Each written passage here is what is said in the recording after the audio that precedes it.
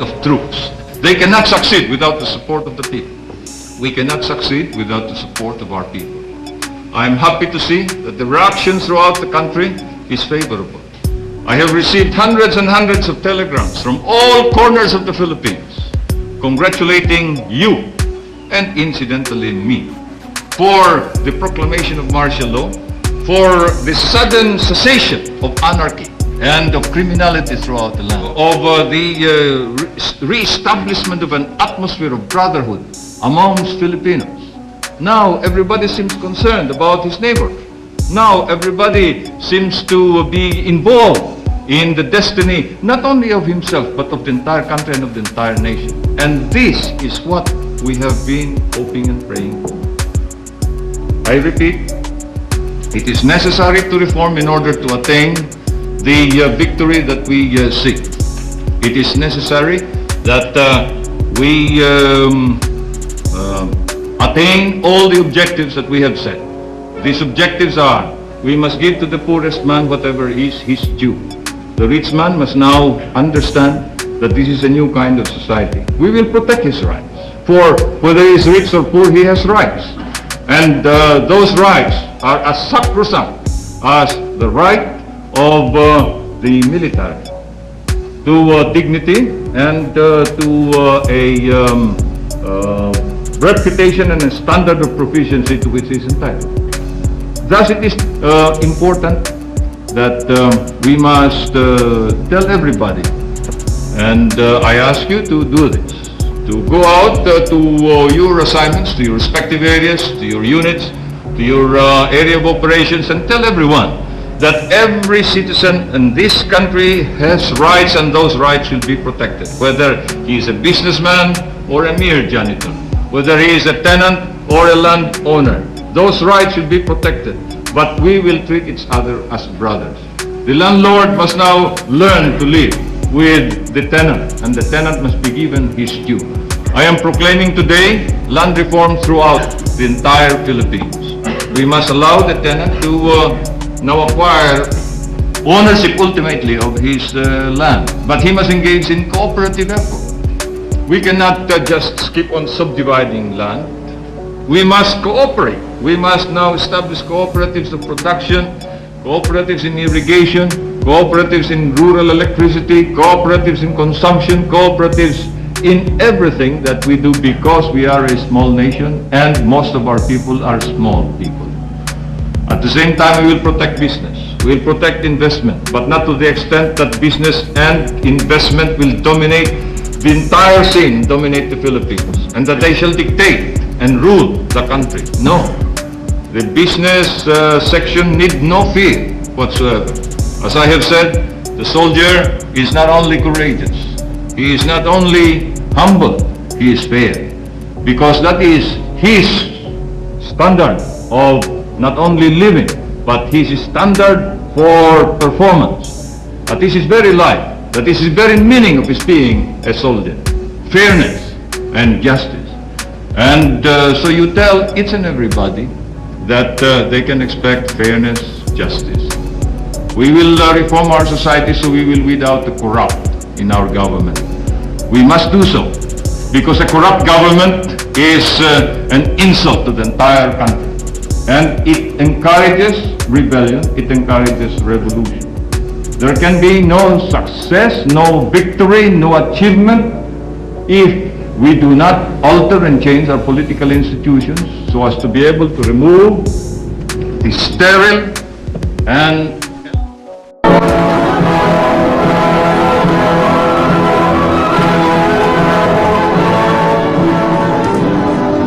the motive power for progress dwells in a combination of elements provided by the leaders of a nation and her people. The dynamics of national development gains equally from the thrust of leadership and the commitment rendered by the people. President Ferdinand E. Marcos's decision in 1972 to dismantle the structures of representative government borrowed from the West marked a watershed in the Filipinos' voyage of self-discovery. Heading off the crisis of a secessionist movement, of rebellion and economic bankruptcy.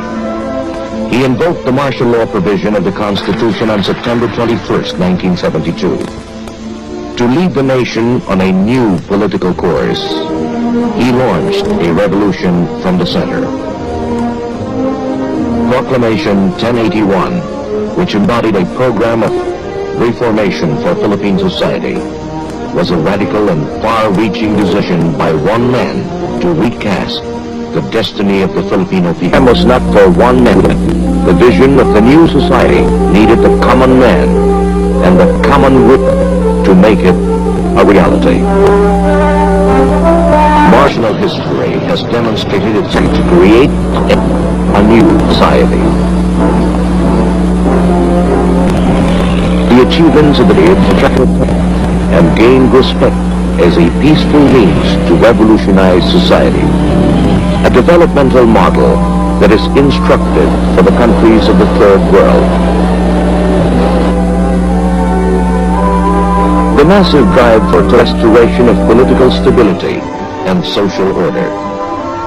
Martial law, the purging of service, with a consequent enlistment of technical and administrators into government service. Reforms in national politics centered on the process of replacing the political institutions borrowed from the West with those more expressive of Filipino tradition and historic experience. The activation of 42,000 citizen assemblies called barangays draws its inspiration from the concept of the village council, which served as the basic political unit of the pre-Spanish Malay society. The barangay today, families formed in every village and city district, decide on national and local issues and are consulted by referendum.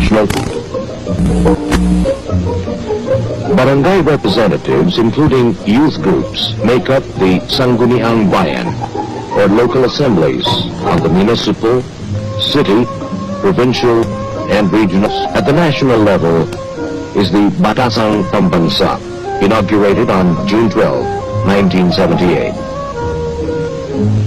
A national plebiscite held early in 1981, shortly after he lifted martial law, expressed support for a combination of presidential and parliamentary system, with Marcos as president and chief of state, governing with a prime minister. But the precept underlying the political evolution has remained constant, rooted for the poor as a priority. Various measures in the last 8 years have done much to revitalize Philippine economy. The National Economic Development Authority, NEDA, supplied the development efforts with a planning vehicle, which revamped a sluggish bureaucracy and stirred it into action. NEDA centralized control and designed specific policies to spur overall growth and development, with a goal to ensure every Filipino's sustenance, to attack the causes of underdevelopment at the roots, mass poverty, and mass deprivation.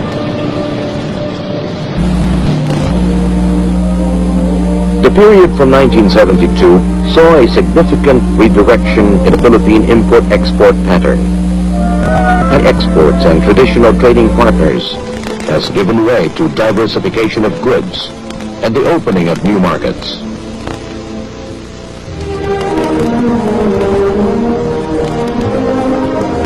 Major economic reforms paved the way for the improvement of the investment climate. Gross domestic capital formation has grown annually since 1972 by more than 15%. The expansion of foreign investments has enabled the generation of financial resources to meet the capital requirements for growth.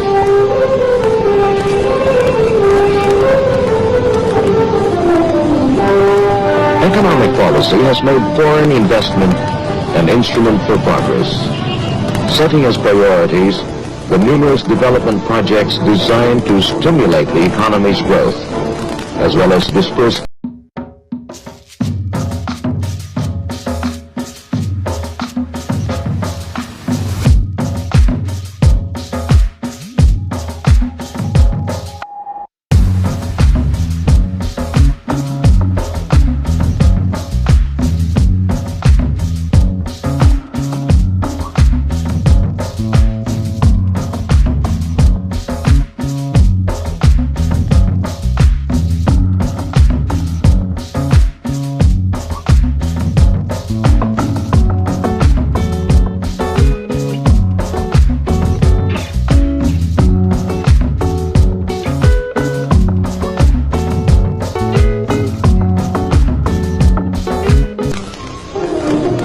industrialization policy has been boosted by an accelerated energy program, which includes the intensified exploration for oil and gas and other hydrocarbons, and thus confronting the problem raised by the energy crisis. New coal deposits, such as those in the island of Salidara, have yielded new possibilities for energy sources. Cagayan Valley, Bicol, Mindanao, and Samar are being tapped for geothermal sources. 8 geothermal units or geothermal centers of energy are now operational. 6 are being constructed. The country is now second only to the U.S. in volume of electric energy generated from geothermal sources. Construction of the biggest hydroelectric power plant has begun in Magat Isabela. Other non-conventional sources of energy, including marsh or surface gas, biomass or geothermal energy, and exotic plants such as hanga, which produces juices that can burn like gas, are being studied as alternative energy sources. At the same time, more rural households have gained access to electricity. In 1972, about 76,000 rural households were tapped onto electric power. By 1980, more than 1 million rural households were enjoying the amenities provided by electricity. Infrastructure as an index of progress is a dramatic reflection of development touching both urban and rural areas.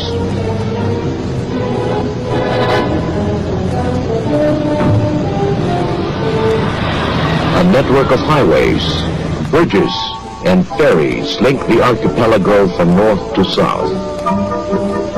Feeder roads link farmlands to marketplaces.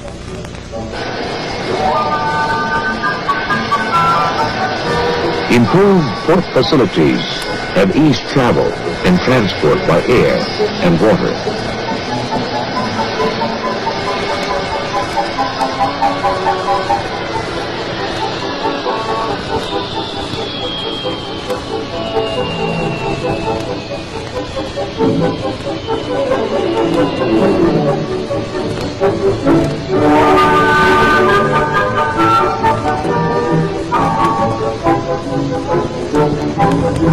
Water control systems serve the flow of progress. Dams provide hydroelectric power and make fields more productive through irrigation. No single act of the Marcos presidency has had more far-reaching impact and popular acclaim than his decision on September 26, 1972, to declare the entire country a land reform area. In that decision, he terminated the enslavement of the poor tenant farmer to a bondage of centuries by granting him ownership of the land he tilled. Ownership has not only meant a new dignity, but has also made the small farmer a productive and useful member of society. In line with agrarian reform, the President has propelled the country toward a revolution in agriculture. Self-sufficiency in rice is one shining symbol of the massive increments in agriculture and livestock production.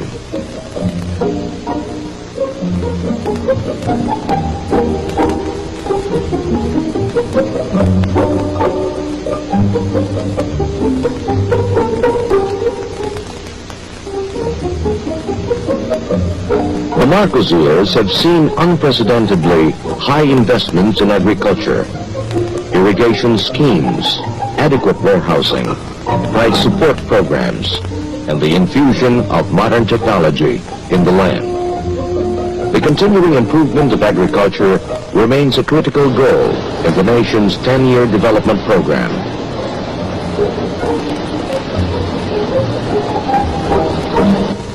Primary health care programs, supported by the increase in the number of hospitals, and rural health centers have improved health conditions in the country. Nutrition programs which integrate various approaches of food assistance and nutrition education have battled to overcome malnutrition among children.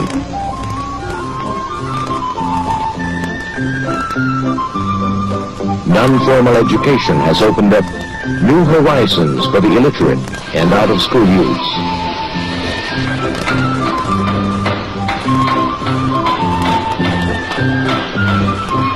To assure the steady stream of productive opportunities, the National Employment Strategy has mobilized resources to create new job opportunities through skills training and the development of labor-intensive enterprises.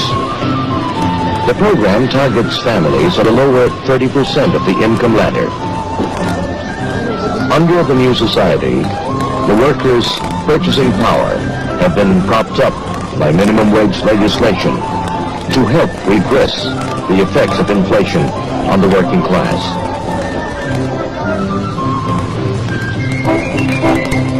A new labor code was promulgated, which joined together management and labor with government in a tripartite conference for the settlement of issues, thus assuring industrial harmony to allow economic growth.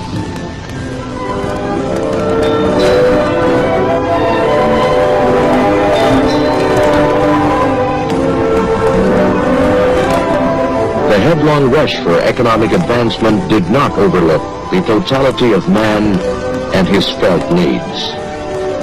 Along the political and economic revolution, the new society launched a revolution in human settlements, awakening Philippine communities to an awareness of their potential as self-sustaining units of society, aided by a concerned and caring government.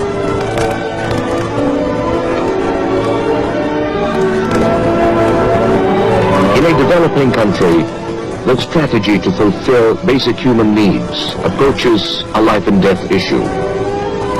The government has boldly dramatized commitment to its citizenry with the creation of the Ministry of Human Settlements in 1976 and the Metro Manila Commission under the leadership of Mrs. Imelda Romualdez Marcos.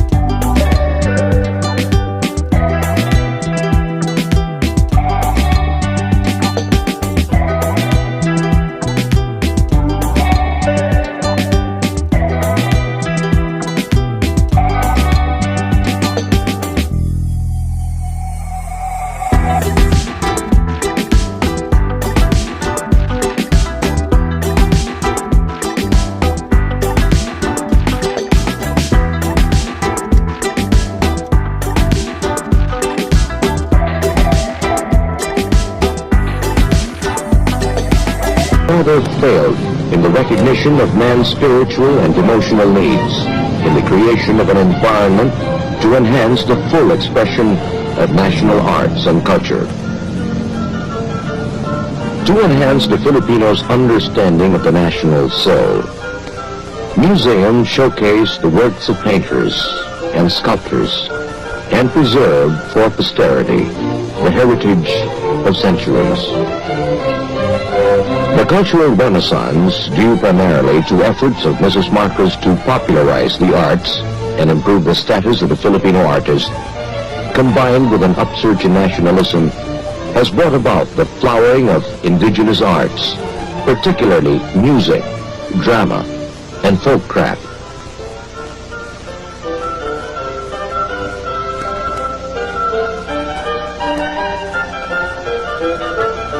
The cultural center of the Philippines has served as a home to Filipino performing artists and has hosted world talents in music, dance, and theaters.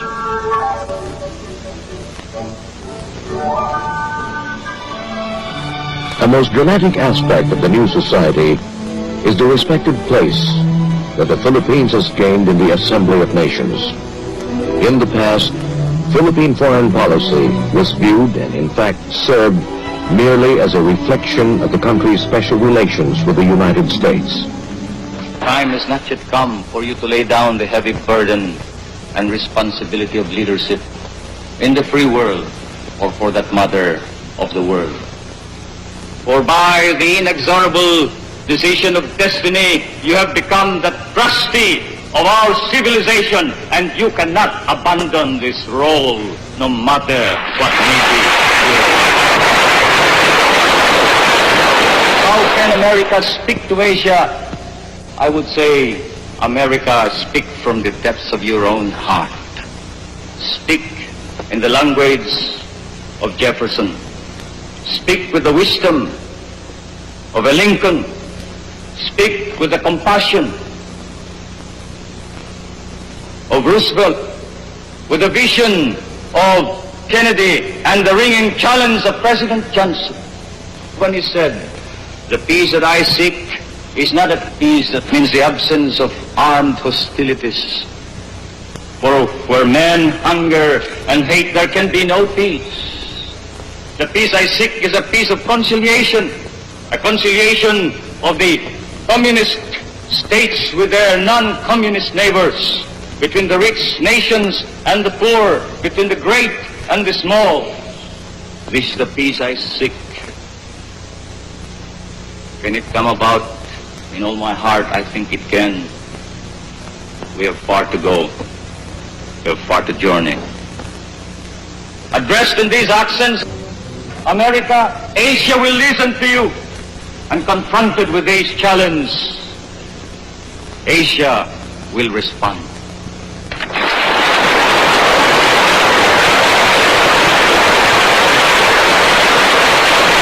When I went to Arlington Cemetery, it was raining, and I was reminded of it being many days you'd stay in a foxhole, the water up to your knees, and wondering how many boys of my age when I was a soldier were now in foxholes doing the same thing, eating and sleeping in the foxhole. And then, as I saluted the tomb of the unknown, one thought entered my mind: there, but for the grace of God, lies I. When I went to the U.S. Congress, I kept telling myself, these are hard-headed politicians. You make your appeal, but make it short and make it an objective, dispassionate appeal. But it didn't come out that way. I did feel it was a little emotional.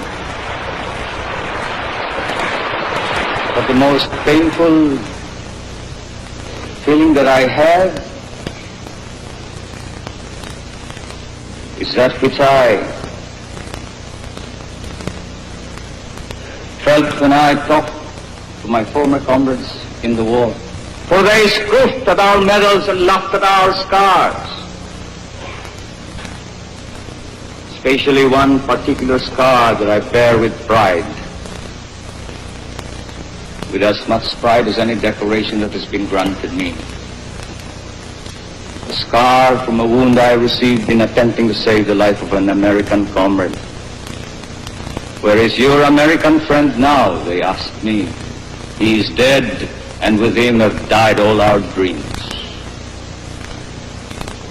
Yes, he was my American comrade.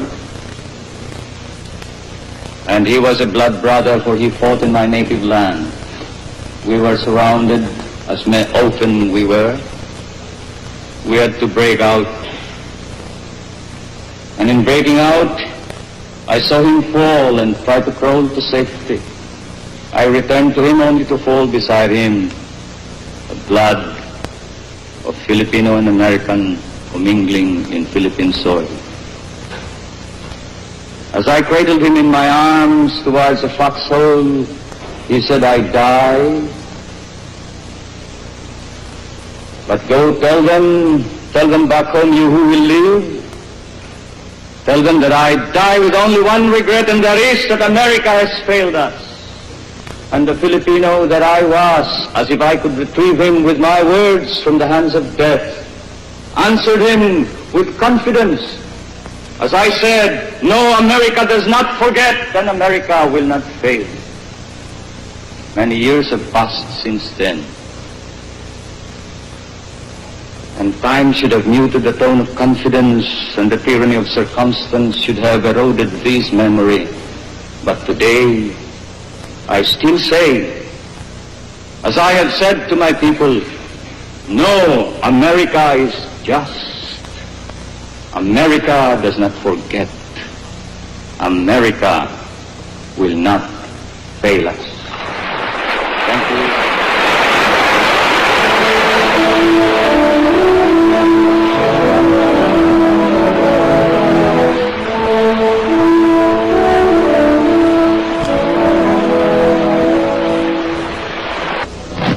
In the past 8 years, President Marcos initiated the successive changes in Philippine foreign policy, which drew the country out of the shadows of America into a position of near equidistance to all global powers.